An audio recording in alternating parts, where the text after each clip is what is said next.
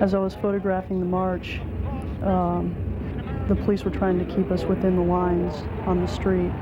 I'd stepped out at one point to make a photograph, and an officer pulled his nightstick on me.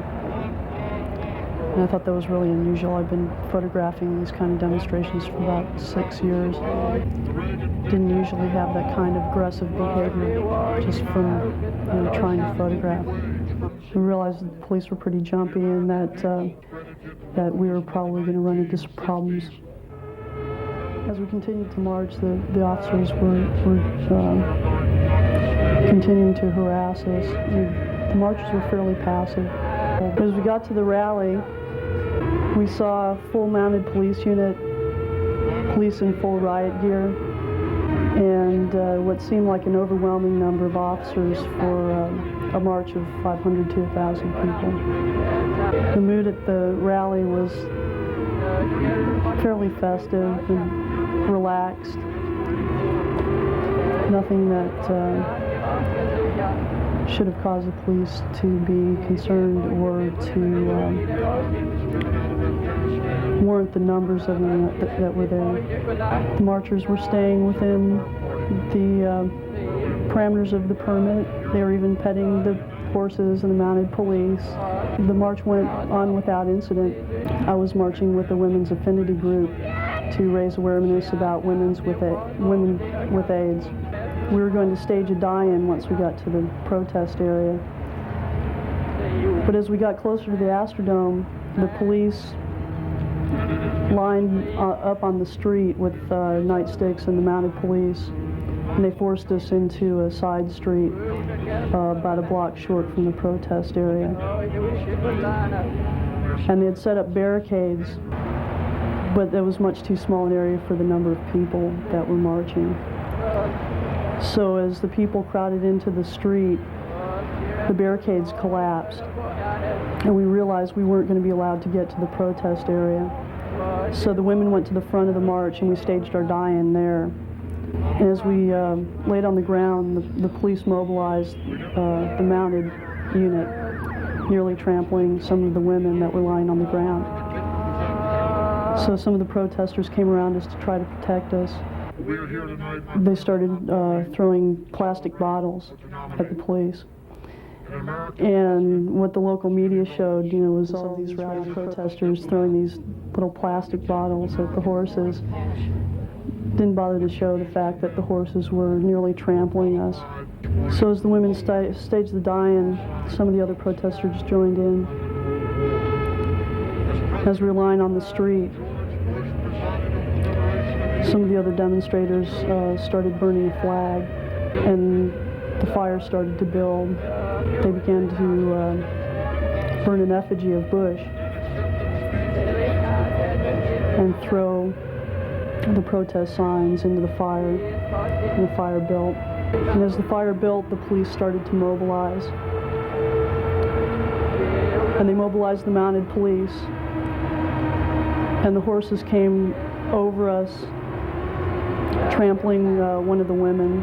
The horse kicked one woman in the head. Another woman was stepped on by the horses. The horses went by us. The riot police mobilized behind them, and they did this all without warning. We didn't hear any orders to disperse. They just, once they saw the fire, they mobilized, and as the riot police came in, they just trampled over us, started kicking us and beating us with clubs.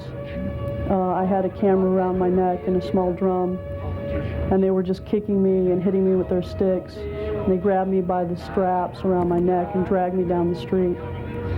They arrested one of the women that was laying in the street near me. So one of the news cameras, the local television media in Houston, recorded one of the officers saying, "Don't kick them when the lights are on." As I was being dragged down the street, being kicked, some of the cameras saw what was happening to me and came up and started photographing me. And the officer stopped kicking me and started telling me to get up, to get up. But I'd curled up, put my arms over my head, trying to protect my head. And at that point, two of the officers grabbed my legs and started dragging me down the street, saying that I was under arrest.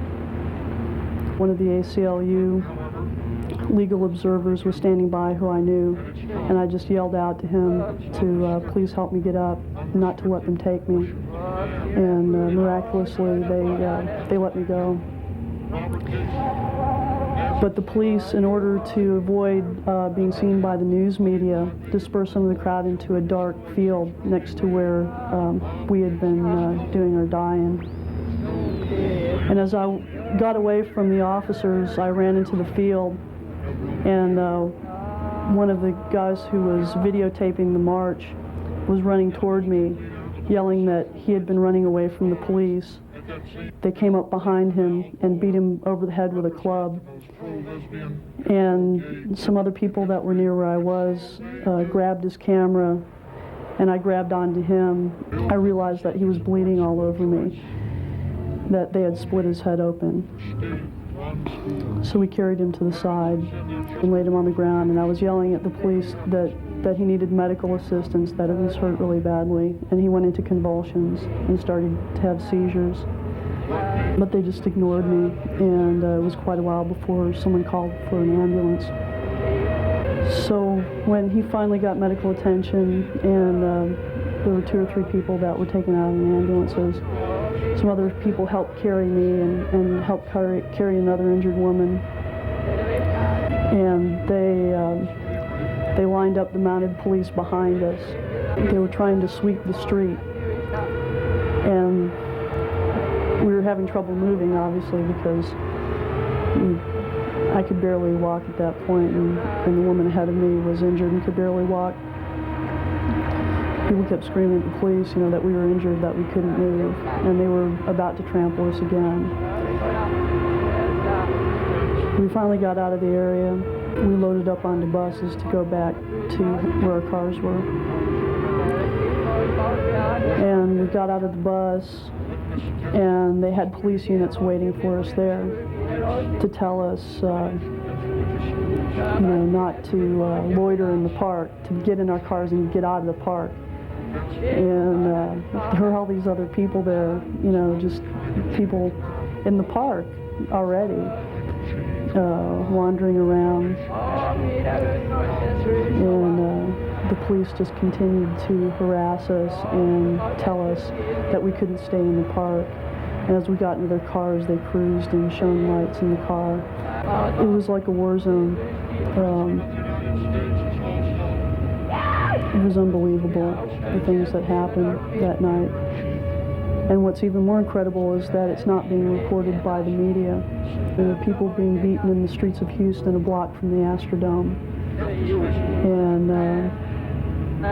and nothing's being said.